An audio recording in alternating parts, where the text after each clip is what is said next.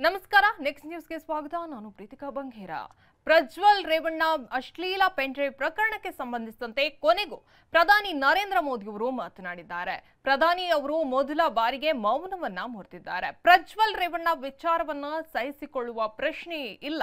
ಪ್ರಜ್ವಲ್ ರೇವಣ್ಣ ದೇಶದಿಂದ ಹೋಗಲು ಹೊರಬಿಟ್ಟಿದ್ದಾರೆ ಅಂದ್ರೆ ಕಾಂಗ್ರೆಸ್ ಸರ್ಕಾರ ಅದಕ್ಕೆ ಅವಕಾಶವನ್ನ ಮಾಡಿಕೊಟ್ಟಿದೆ ಎಂದು ಗಂಭೀರವಾಗಿ ಆರೋಪಿಸಿದ್ದಾರೆ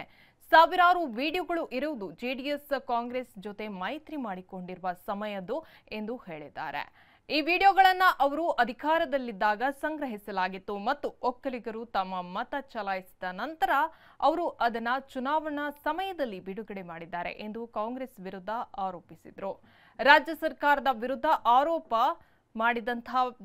ಪ್ರಧಾನಿ ನರೇಂದ್ರ ಮೋದಿ ಅವರು ಪ್ರಜ್ವಲ್ ರೇವಣ್ಣ ದೇಶದಿಂದ ಹೊರಗೆ ಕಳಿಸಿದ ನಂತರ ವಿಡಿಯೋಗಳನ್ನು ಬಿಡುಗಡೆ ಮಾಡಲಾಗಿದೆ ಎಂದು ಹೇಳ್ತಾ ಇದ್ದಾರೆ ರಾಜ್ಯ ಸರ್ಕಾರಕ್ಕೆ ಮಾಹಿತಿ ಇದ್ದಿದ್ರೆ ವಿಮಾನ ನಿಲ್ದಾಣದಲ್ಲಿ ನಿಗಾವನ್ನ ಇಡಬೇಕಿತ್ತು ಎಂದು ಹೇಳಿದ್ರು ರಾಜ್ಯ ಸರ್ಕಾರ ಇನ್ನೇನೂ ಮಾಡಿಲ್ಲ ಭಾರತ ಸರ್ಕಾರಕ್ಕೂ ಮಾಹಿತಿಯನ್ನ ನೀಡಿಲ್ಲ ಇದು ರಾಜಕೀಯ ಆಟ ಜೆಡಿಎಸ್ ಜೊತೆ ಮೈತ್ರಿ ಮಾಡಿಕೊಂಡಿದ್ದಾಗ ಕಾಂಗ್ರೆಸ್ ನಾಯಕರು ಇದನ್ನು ಸಂಗ್ರಹಿಸಿದ್ರು ಇದು ನನ್ನ ಸಮಸ್ಯೆಯಲ್ಲ ಆದರೆ ಯಾವುದೇ ಅಪರಾಧಿಯೊಂದಿಗೆ ದೇಶವನ್ನ ನಿಲ್ಲಿಸಬಾರದು ಎಂದು ಅವರು ಹೇಳಿದರು